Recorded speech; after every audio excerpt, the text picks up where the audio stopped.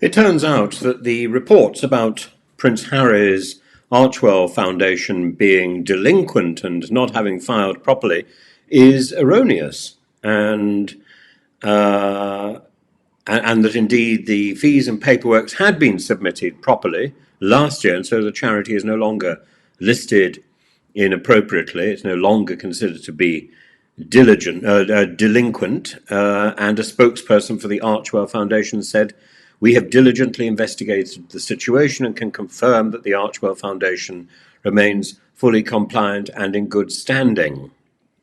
I think my comments about the people that Prince Harry is trusting to sort these things out stand, because this should never have occurred. This should never have got to that point. There should never have been a statement that his charity, his foundation, was delinquent. Either it's a matter of the wrong people are dealing with the paperwork, or it's that there are particularly scurrilous individuals in very high places who are in a position to cause problems. So, of course, we know that there are journalists and newspapers like the Daily Mail, like GB News, that seem to be out to get Prince Harry and Meghan, but maybe there are similarly placed organs of oration and investigation in the States as well, and particularly in California and in the Californian system, which would have created the furore around the charity's paperwork. Meanwhile, Prince Harry and Meghan have confirmed that they had an unforgettable tour, and it was the first of many. The foundation, of course, was told to stop soliciting or spending money on Monday, as it was warned of fines or suspension for failing to submit required annual reports and or renewal fees. But if that isn't the case, then I hope Prince Harry and the Archwell boffins would do as I would do and protest vigorously and demand a fulsome apology from the authorities.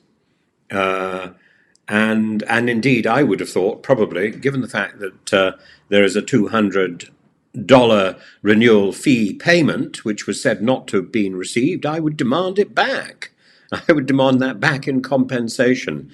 If bureaucrats cannot do their job properly and are proven to have failed, then, frankly, they should be returning the money that is given to them.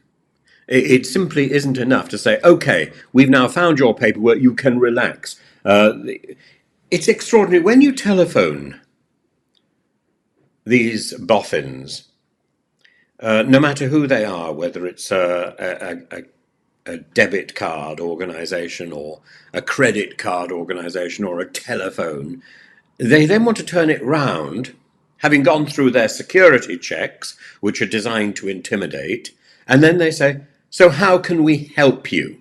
We're trying to help you. No, they've already helped themselves. The first job that these organizations have to do once they have made a foul mistake, and once they have used their lordly approach to belittle you, is to apologize and then offer a gesture of compensation. What you generally then get, if you put up a fuss, is say, oh, I'll try to transfer you to the complaints department, and then the phone goes dead. It shouldn't be necessary. They should recognize that there is a failing on their part. And in the same way that they judge us to have failed and penalize us from the moment of that failure, so too, when they make a mistake, they should be judged in the same way and should be penalized from the moment of their failure. You can't have one rule for them and another rule for us. It's terribly, terribly simple. And in the case of the Archwell Foundation, this error has caused a tremendous furore around the world, and A spokesperson for the California's Department of Justice said, after being in touch with our registry of charities and fundraisers, the organisation is current and in good standing. Well, then there shouldn't have been any fuss. Monday's delinquency notice was sent by California's Attorney General, Bob Bonta, for failing to file reports and renewal fees. So who is it? Is Bob Bonta the pillock, or is it somebody in the Archwell Foundation? Because somebody has failed.